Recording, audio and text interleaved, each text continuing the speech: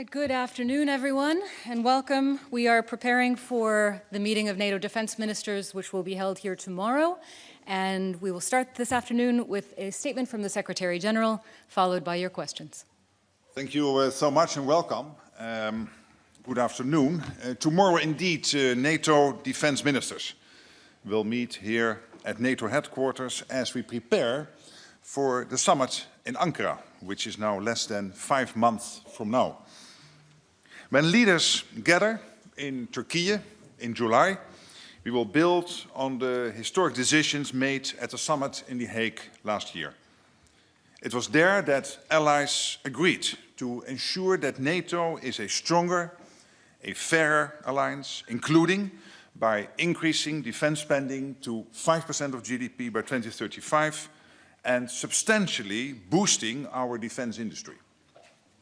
Tomorrow, I look forward to hearing from ministers on how allies are implementing these decisions, how each is delivering to ensure our common security. Investment is up by tens of billions. Take Germany, for example. Germany, by 2029, will spend 152 billion euros on defense.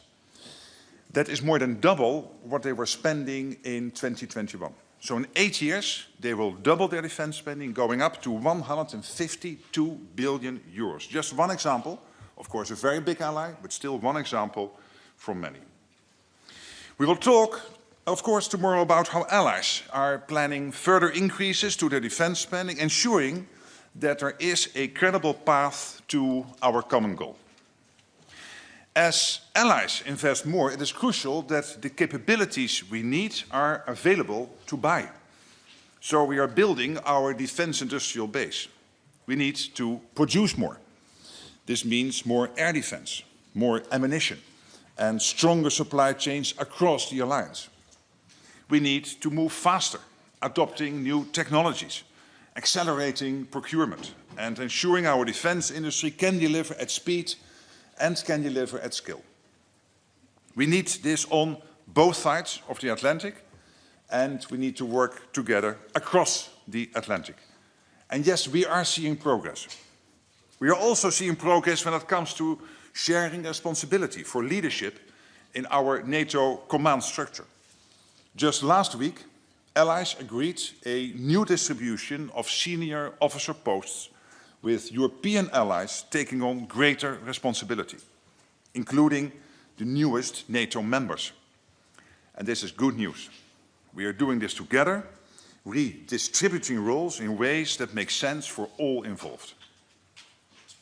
Tomorrow, we'll also discuss our support for Ukraine. I was there last week and saw the impact of Russia's relentless attacks, including on critical civilian infrastructure. And once again, President Putin is trying to break the people of Ukraine, hoping to weaken their resolve.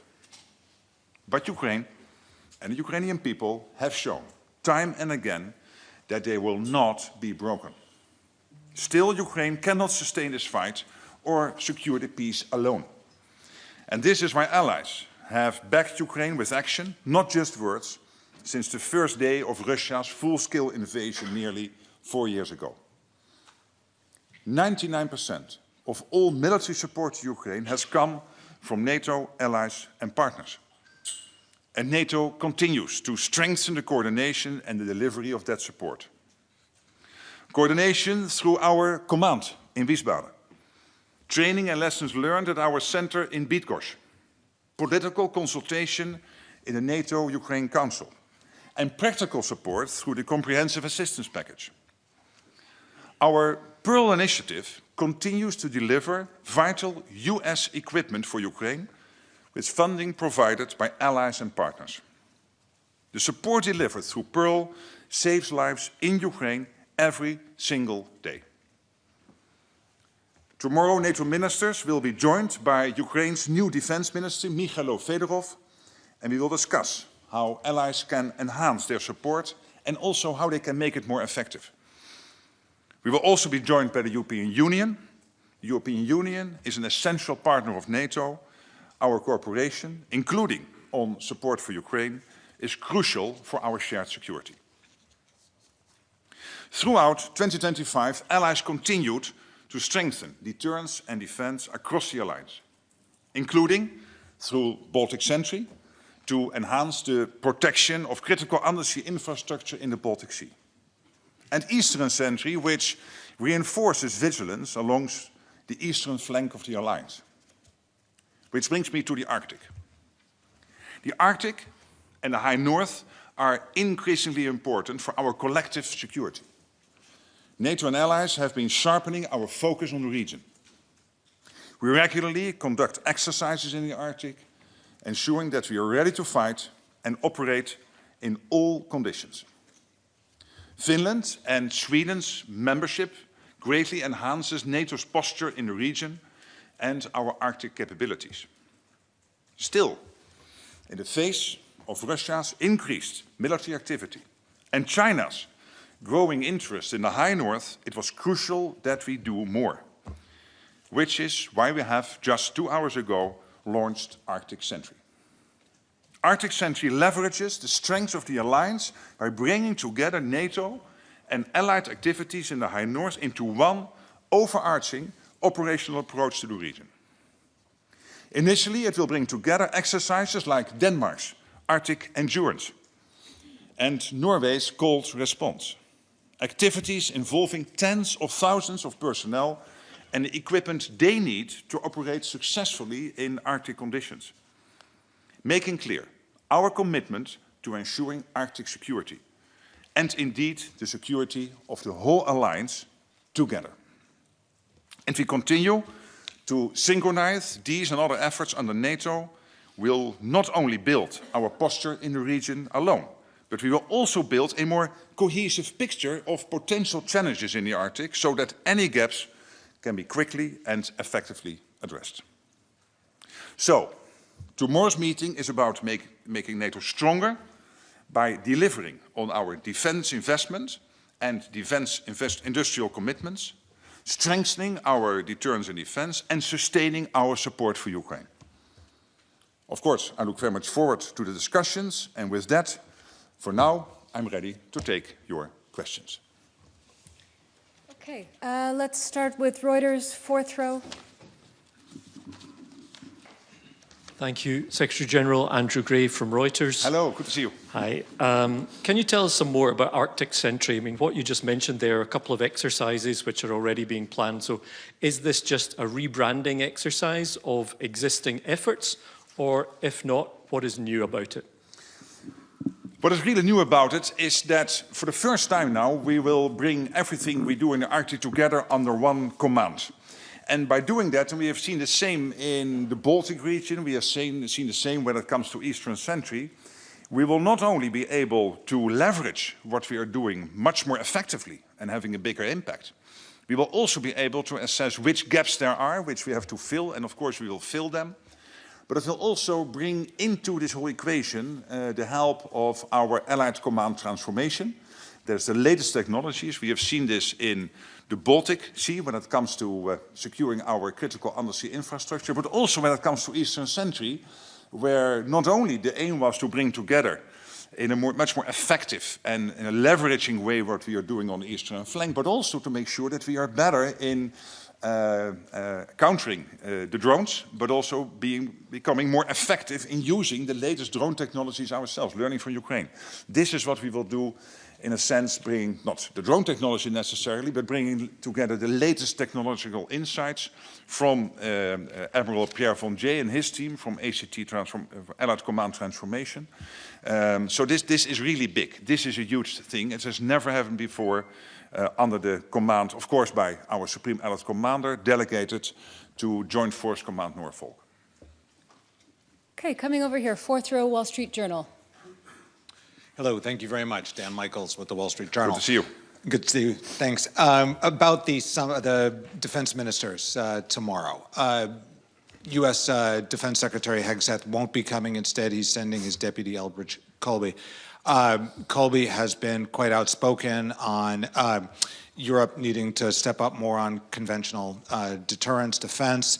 Has also said that Ukraine is not significant for the U.S. It's a European issue. First off, have you gotten any indications from the U.S. about anything in particular on his agenda for the ministerial? And also, this is now the second ministerial where the U.S. hasn't sent a cabinet secretary. Does that send a message to NATO from the U.S.? Thank you. Well, on the second question, no. I don't believe that at all. I must say my discussions, my engagements with the senior U.S. leadership, be it in the White House, the Pentagon, State Department, is as intensive as ever, and these guys are working around the globe. Of course, NATO is important, but they also have to work on the Western Hemisphere. They have to work on the Indo-Pacific. So I totally accept that not always the most senior ministers can be here. And Brits Colby is a very important guy.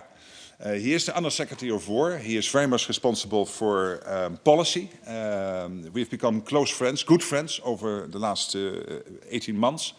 So I'm very happy he's here, and we have the opportunity to engage with him. And I think that is very positive. And on your first question, I'm really proud of what the Europeans are doing. I'm a European myself. I'm proud because when you look at the numbers, only a year ago, Pete Hegseth was here really giving a speech, and rightly so, saying, hey, guys, you have to do more here in Europe. And look what happened. Not only because the US asking this, but also because collectively we made the analysis that the Russian threat is there, that we need to do much more, not only today to be able to counter the Russians, but also longer term in 27, 29, 31. And therefore we have to spend more, we have to build a defense industrial base, keep Ukraine strong in the fight, and look what has happened since then. The whole of NATO on 2%, all NATO allies on 2% ultimately in 25, but also when it comes to the support for Ukraine, where the US is still delivering essential defense industrial gear into Ukraine, but now paid for by allies and partners.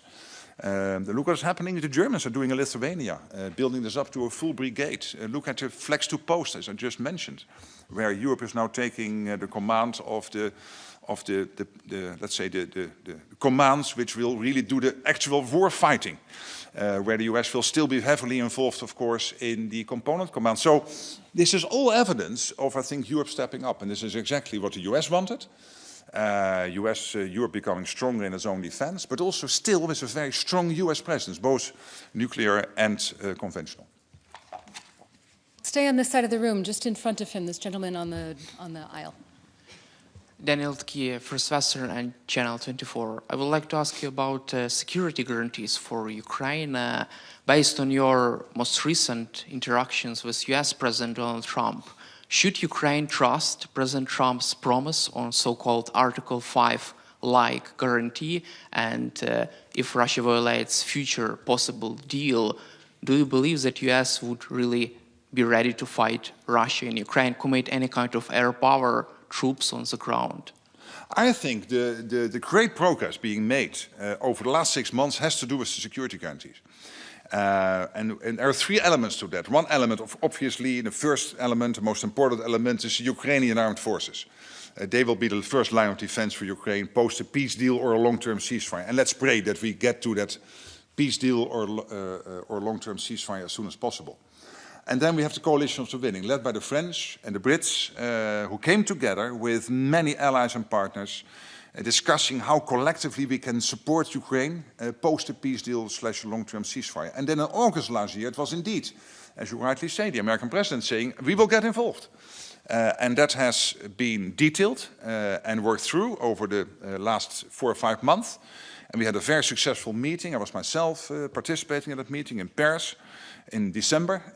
But obviously, we need a peace deal before security guarantees can kick into gear. And here the big question is whether the Russians are willing to play ball. And what we are testing at the moment collectively, under the leadership of the American president and his team, in his engagement with the Russians and the Ukrainians, is whether the Russians are willing to play ball so that we can bring this terrible war to a lasting end, where they will never ever try again to attack Ukraine. This is why we need security guarantees.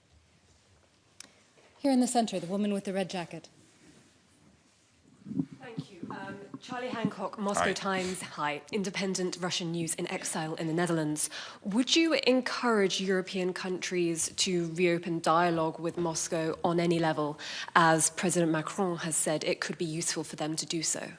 Well, it's not up to me to advise allies, but I think, of course, every ally is open and can do what the French have been doing. And I know that they closely coordinate with other allies, with the US, with European allies.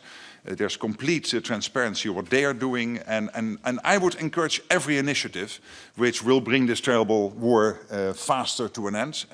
We all agree that US leadership is key here. It was the American president breaking the deadlock. But I think every initiative which will bring this war to an end and will bring that faster to an end can be encouraged. All right, we'll go behind the cameras now. AFP, in the second row there. Thanks a lot, Max Delaney. You were recently in Kiev and you saw the country under heavy bombardment and the huge toll that's taking. Do you think now is the right time for Ukraine to focus on holding elections? Did you receive any indication from them that they were planning to hold elections? And do you think President Zelensky should be under pressure to hold elections? Thanks a lot. We always took the position that it's up to the Ukrainians to decide what ultimately they can accept in terms of a peace deal, particularly when it comes to the very sensitive issue of territory, but also what that would mean in terms of how they will bring an ultimate peace deal or a long-term ceasefire deal to the Ukrainian population. It's really up to them. So I leave that really with the Ukrainians. I have full trust in the Ukrainian leadership and the Ukrainian democracy. So that's ultimately up to them. In line with their constitution and their, how they are used to organize these sort of very important events. Okay, we'll stay in that neighborhood. The woman there with the black sweater. Yes. Hello, I'm Maria Stenus from Finland, from Yle. A few weeks ago you were talking about if Europe can defend itself or not without the United States. Could you describe what is missing from Europe if we can't defend ourselves? And do you think that it's so important that United States and Europe are together that this is the reason why you said like you did? Well, I think most of us in Europe and in the US agree, in Canada, that there is a lot of value in sticking together. Because NATO is there not only to protect Europe and Canada, but also the United States. I mean, for the US to stay safe going forward, they need a secure Arctic, a secure Europe and a secure Atlantic. And for Europe to stay safe, of course, we need, of course, this close cooperation, transatlantic. But at the same time, let me, as I said before, tell you as a European, I'm really proud of what Europe is doing. It is really stepping up. It is ramping up. It is the defense investments are at a staggering pace now ramping up. We will see much more this year and next year when we start to see coming on stream all the extra investments coming out of the Hague summit, which was very successful. We see Europe taking more responsibility when it comes to arms delivery into Ukraine, paid for by European and Canadian allies and partners. We see it, as I said, when it comes to the command structure within NATO, where Europeans are taking a bigger responsibility. We see Canada. Canada is back in NATO, on the 2%, leading the charge when it comes to the support for Ukraine. So I'm really proud there. And we also all agree that there is a clear division of labor between the EU and NATO. There's no debate there. So I think we can be really comfortable with how things are going. Just behind her, the man with the beard. The man with the beard. With the beard, thank you very much. Björn Malmquist, Icelandic National Broadcasting Service. Can you be a little bit more specific on... Where are you? Over here. Yes, hi. With the beard. Yes, now we have there were more with the beard. I was watching a beard guy there.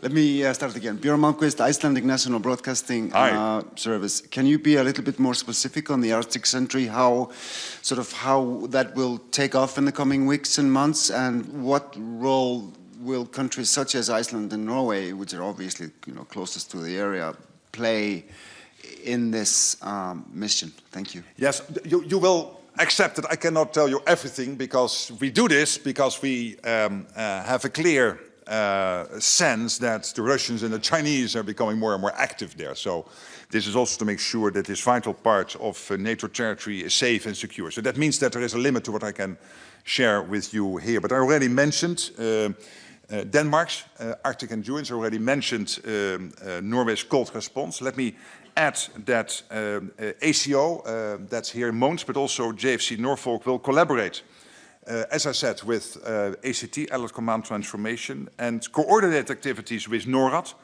and as well with the US Northern Command and US European Command. So I can give you that as an extra. This is an enhanced vigilant activity, like Baltic Sentry, like Eastern Sentry, that is directly under the authority of the Supreme Allied Commander. But there I have to stop, because whatever I tell you more would inform the people in Moscow and Beijing a bit too much. All right, second row near the center, the man with the blue shirt. Yes, thank you very much. Stefan Israel, Table Media on Arctic Sentry. My question is, did you talk about this with President Trump? Are you sure that he's on board, that he's satisfied? Is it that what he actually wanted at the beginning when he said he wants to have Greenland? Are you sure that he will not come up with new requests later on? And will the Americans participate in this activity? Is it a permanent one? Will there be troops also on Greenland? Or are you just shipping around Greenland, actually? Thank you. Well, as I told the media coming out of my meeting in Davos with the American president, basically it's important that we collectively understand that he has and that he is very clear on Arctic security and risks of the opening sea lanes we see there, and that it means that the Russians and the Chinese will become increasingly more active there, and therefore we have to be very watchful and not naive. That's basically what he's saying. And as I mentioned to the media coming out of that meeting, there will be a few work streams, and this is one, making sure that NATO collectively will take more responsibility for the protection of the Arctic. And Arctic Sentry is a clear result of that. But also, you know, that the talks are ongoing between the Danes and the Greenlanders and the US. I think that's all very important, and that's particularly focusing on making sure that whatever investments there are being made in Greenland, that they are long-term secure, but also that the Russians and the Chinese do not get access to the Greenland economy. But this is old news. I already told you this, not you personally, but the media after my Davos meetings. All right, and then just next to him. Thank you. Thank you very much for the question. Ksenia Polska, Deutsche Welle. Hi. I would also like to ask about the understanding of the American president, but about a different issue. My colleague here already mentioned your visit to Ukraine, which took place several days ago under tragic conditions for all Ukrainians. You were able to witness the level of suffering and destruction yourself. So do you believe the US administration fully understands the pressure that Ukraine is being put under right now? And also, did you have a chance to talk about this and share your perception and your assessment of the situation with Donald Trump? Thank you. Twice, yes. Be very brief. I'm never will disclose what we discuss, but I mean the American president, the American administration is totally aware of the dreadful situation in Ukraine. And in my regular context with the American president, of course, we update each other on what's happening, what we are seeing. That's part of our regular conversation. So to your questions, yes, absolute clarity in the US on what's happening in Ukraine, there's no doubt. But also, of course, when we are in discussions, we update each other, of course. Fourth row, NTV. Yes, Secretary-General Gül from NTV Turkey. Two quick questions. US has published its national defense security document, and it's pity that Exet is not here, the Secretary of War. However, they announced that they will reduce the US footprint in Europe, but they didn't say when and how much. Do you know how much and how many troops they will reduce and when, and whether it will put into danger all the sentries you have announced so far? And my second question is, you have said that we're 5 months to Ankara. What are the clear deliverable that one should expect for the summit in Ankara? Thank you. Yeah, on the first question, and this is not only because of the present American administration, we know that the United States has to take care, being the most powerful nation on earth with the most powerful military, has to take care of multiple theaters at the same time. That's of course NATO, but also the Western Hemisphere, also when it comes to, of course, the Indo-Pacific. And we see the rapid build-up of the Chinese armed forces and the challenges that that presents when it comes to the Indo-Pacific. I was yesterday on the phone with the Republic of Korea president discussing our cooperation between NATO and the Republic of Korea, but also Japan, Australia, New Zealand, when it comes, for example, to the defense industrial base. So we know that, and Europe stepping up, step by step, doing more to make sure that we are able, in Europe here, and together with Canada and the US, to take care of our defense, will ultimately mean that the US, over time, will pivot more towards the Indo-Pacific. It's totally clear, it's totally acceptable, it's not new. And we have to do that step by step, knowing that longer term there will still be a strong US presence in Europe, and not only nuclear as the ultimate guarantor of our freedom, the nuclear umbrella here in Europe from the US, but also when it comes to the conventional forces. Okay, and immediately... Yeah, so it's 5 months before Ankara. I have, of course, in my head what I think the deliverables could be, but we will discuss tomorrow with defense ministers. We will have more meetings coming up, also with foreign ministers. I will have my regular bilateral visits with allies to discuss how we can make maximum use of Ankara. But you can be assured a main issue in Ankara will be the implementation of what he decided in The Hague. And celebrating collectively the fact that as NATO, and we are seeing it now today, clearly coming on stream, the fact that so much more is being spent on defense. We still have a challenge when it comes to the defense industrial base. That's not only in Europe, also in the United States. We have seen the American president engaging with some of the biggest US defense industrial corporations very forcefully. And I was very happy to see him doing that, because we need the defense industrial base in Europe and in the US and in Canada to produce more production lines, more ships, not higher prices, more output, working together with the innovative sectors to make sure that we figure in the latest technologies in our defense. All right, immediately in front of him, the woman in yellow. Hello, Alexandra Filipenko, The Breakfast Show, Russian media in exile in Lithuania. Being from Lithuania currently, recent war games that were reported by Die Welt, they highlighted the concerns about NATO's decision-making if Russia, and with only 15,000 soldiers, decide to block the Suwalki corridor. How sure are you that NATO today can respond rapidly? Very sure, and when it comes to the Welt exercise, we do not know all the specifics of the war game. NATO obviously was not involved. What I can assure you is that NATO itself is regularly exercising for a range of scenarios. And we do that with all the relevant intelligence, as well as facts related to our posture, to our capabilities. And I can assure you, we are well prepared to respond to any threat against the alliance. So let nobody think that he can attack us, but because our reaction will be devastating. What we need to do and make sure of is that in a couple of years we can still react in a devastating way if anyone tries to attack this defensive alliance. And therefore it's so important what you're doing along the eastern flank and strengthening what you're doing there with real plans. To make sure we can defend ourselves should the need arise. We are a defensive alliance, but our reaction will be lethal if they try to attack us. Going to the fourth row towards the center.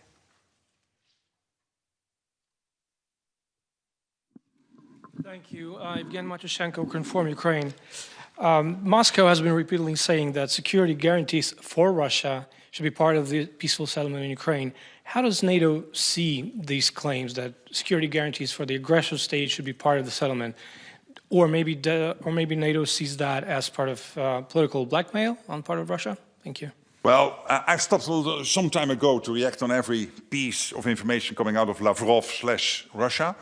I see Lavrov becoming increasingly active again. But no, it's not up to me to react to everything they're saying. Fundamentally, what we are doing under American leadership, bringing together the Ukrainians, the Russians, the US, very clearly closely coordinating with allies to make sure we can bring the war to an end. And that involves what is needed to rebuild Ukraine after the war. That's one element. A second element, obviously, is the peace settlement itself, including sensitive issues, for example, around territory. And thirdly, I think very important, the issue of how do we make sure that it is not a repeat of Budapest or of the Minsk agreement, that there is a deal struck and the security guarantees in place, which are so strong that Putin will never, ever try again to attack your beautiful country. All right, and the woman just 2 seats down from him.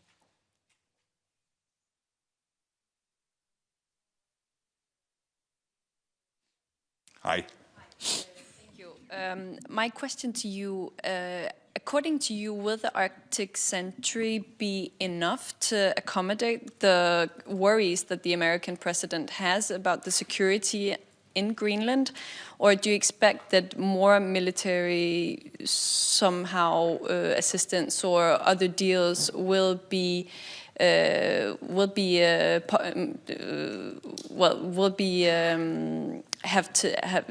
you have to make more to actually accommodate all of the worries that the American president has, or is this enough? Well, coming from my talks with the American president, one work stream is what is now Arctic Century, and that is a step-by-step approach where we bring together what we have, leverage what we have, assess where the gaps are, get Allied Command transformation involved so that the latest technologies will be part of it, and then, based on the assessment of the gaps, decide where we need to do more over time, exactly as we did with Baltic Century and Eastern Century. And then, of course, there's also the talks ongoing between Denmark, Greenland, and the United States. I'm not involved in those. That is really up to the Danish government, the government of Greenland, and the government of the United States. And of course, they are also ongoing. All right, just a couple more questions now. Second row on the aisle. Sachio from NHK, the public TV station of Japan. Thank you. My question is about Arctic Century. It's said that there aren't much Chinese ships actually around Greenland, but could you elaborate a bit more on what kind of indications from the Chinese side NATO has spotted on their intentions to be more active in this region? Now, obviously, I cannot go into all the intelligence we are getting, but I can assure you that, look at the facts. And the facts are that you have 7 countries bordering on the Arctic, the high north, all in NATO, and there is one big country, Russia, which is also in that region, obviously not in NATO. And then we have China, which is step by step becoming more active when it comes to getting access to the Arctic. So they are not geographically bordering, of course, on the Arctic, but they are practically very much involved. And what we are assessing is that there is a real threat. That from today onwards, knowing what we have seen in the past, the sea lanes opening up, that this will increase, and that therefore there is every need to make sure that we protect this vital part of NATO territory. Fourth row, center. Hello, Mr. Rutte. Paula Knežić from Tanjug News Agency. I would like to ask you about the situation in the Western Balkans. How do you see it? Are there any risks for stability of the region? Thank you. That's a very general question. So let me say, first of all, we wish the new Kosovar government, of course, of the new authorities in Kosovo, I should say, we wish them well going forward, the Prime Minister. Then we have, of course, we are closely following what is happening there. We have 5 allies on the Western Balkans who are constantly updating the collective alliance. including Albania, Montenegro, North Macedonia, but also, of course, Slovenia and Croatia.